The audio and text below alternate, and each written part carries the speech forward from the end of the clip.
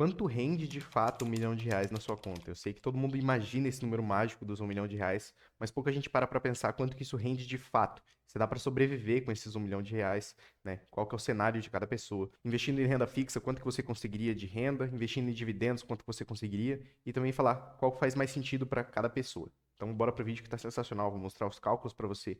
Tudo isso bem bonitinho aqui, beleza? E hoje a gente vai colocar na ponta do lápis. Eu tenho aqui a calculadora financeira que eu vou mostrar para vocês como a gente faz o cálculo. E a gente vai mostrar quanto que renderia na renda fixa e nos dividendos, e ver qual pode te pagar mais. Então a renda fixa ela está pagando esses 15% ao ano, e aí para a gente saber quanto que isso rende por mês, a gente tem que colocar aqui por 12, inverter e elevar ao quadrado. E aí a gente tem que a renda fixa vai estar pagando 1,17% por mês. Mas isso em títulos públicos, em que o risco é muito baixo, e a gente tem esse 1,17% por mês que vai estar rendendo essa renda fixa do governo. Mas se você coloca em investimentos mais arriscados, você consegue a mais do que isso, né? Você consegue pegar renda fixas mais interessantes, por exemplo, em LCIs, em LCAs, em títulos, em créditos privados, você consegue uma renda um pouco maior do que isso. Então, se a gente considerar os impostos aqui na renda fixa, a gente pode também desconsiderar esse 0,17 aqui e deixar 1% ao mês para facilitar o nosso cálculo, né? Que aí a gente já vai estar desconsiderando um possível imposto de renda nos seus investimentos e também um efeito da inflação. Então a gente joga um pouquinho para baixo para deixar um cenário meio pessimista, até porque, como diriam os estoicos, né, quando você premedita o pior caso, você já está preparado para tudo, e aí você já consegue fixar o seu cenário aqui no cenário mais pessimista, então qualquer coisa que for um pouco melhor do que o seu pessimismo extremo, já vai estar sendo muito boa para você. Então a gente vai considerar um cálculo de 1% ao mês. Então é um cálculo bem simples, né, se a gente considera esse 1% ao mês. A gente coloca aqui R$ 1 milhão no nosso presente, coloca 999, que é o infinito, 1% ao mês, e aí o nosso pagamento mensal seria de R$ 10 mil. Se com R$ 10 mil você consegue sobreviver, esse R$ 1 milhão ele vai ser possível para você viver de renda, né? Você vai estar conseguindo consumir esses R$ 10 mil todo mês e aquele R$ 1 milhão vai continuar lá intacto. Então você percebe que é um rendimento bem previsível, que cai todo mês na sua conta, até porque você vai estar investindo em renda fixa, que não é uma coisa que tem muito risco, e aí você também vai estar protegendo o seu capital, porque ele vai estar ali intacto. Então você percebe que esse R$ 1 milhão ele vai estar tirando R$ 10 mil por mês, que é uma coisa bem interessante para a maioria dos brasileiros que ganham muito menos do que isso e conseguem sobreviver todo mês. Você vai ter aqueles 1 milhão protegidos na sua conta, né? É uma conta bem realista para os dias de hoje. E nos casos dos dividendos? Nos casos dos dividendos, a gente tem que considerar um pouco menos do que a renda fixa, até porque as empresas elas têm que reinvestir parte dos lucros dela para conseguir ter mais lucros no futuro. Então ela não pode sair distribuindo tudo que ela tem em dividendos, senão ela pode cair no esquecimento, ficar muito ruim as operações dela e perder mercado. Então não é isso que elas querem. Então a gente tem que considerar um pouco menos do que a renda fixa. Então vamos considerar para uma rentabilidade de dividendos, né, de empresas, uma rentabilidade de 9% por ano. Isso só em pagamento de dividendos, sem considerar o crescimento da empresa, né, o crescimento da cotação da empresa. Então você colocar 1 milhão, 9% por ano, na infinidade, você vai ter um pagamento de 90 mil por ano, dividido por 12. Dividido por 12, você vai ter 7.500 por mês.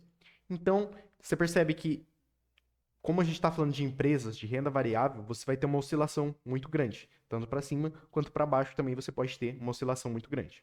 Então, em dividendos, é uma coisa difícil você ficar dependendo toda vez desse pagamento. Até porque a maioria das empresas não paga mensalmente, ela vai pagar mais em um mês e menos em outro. Então não é uma coisa que você consegue investir lá e deixar parado, deixar lá rendendo, que você não vai ter uma tranquilidade se você está dependendo apenas desse dinheiro. E também aquele 1 milhão que vai estar na sua conta, ele vai estar trabalhando na economia real. Se você investiu em boas empresas, ele vai estar crescendo, né? Não é igual na renda fixa, que aquele 1 milhão vai estar parado, só vai estar te rendendo os juros. Aquele 1 milhão vai estar lá e ele vai estar trabalhando, né?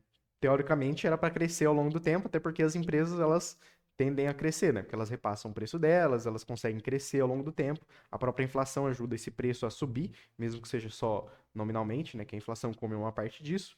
Mas você percebe que tem uma oscilação muito grande e depende da empresa. Então, se você está dependendo só dessa renda, não é interessante que você deixe tudo em dividendos. Então, comparando, na renda fixa você teria R$ 10 mil, mas de uma maneira mais estável, e nos dividendos você teria 7.500 de uma maneira variável, podendo até ser abaixo disso em vários meses. E a moral da história é que na renda fixa você tem mais estabilidade, segurança, previsibilidade. Se você é uma pessoa mais idosa, é muito mais interessante você colocar mais renda fixa na sua carteira.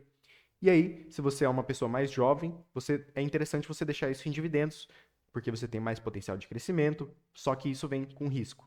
A renda variável ela varia tanto para cima quanto para baixo, né? A maioria das pessoas esquece disso.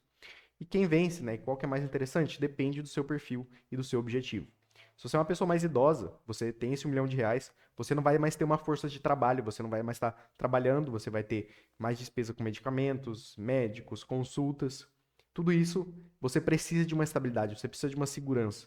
E aí seria muito mais interessante você colocar em renda fixa, talvez um pouco em fundos imobiliários, que vão te dar uma renda mais previsível, do que em dividendos, que você vai ter, pode ter décadas até de uma perda no seu valor investido. Mas isso também não significa que você precisa escolher apenas um. Você pode escolher um equilíbrio, você pode misturar, você pode diversificar a sua carteira, que é inclusive o mais recomendado.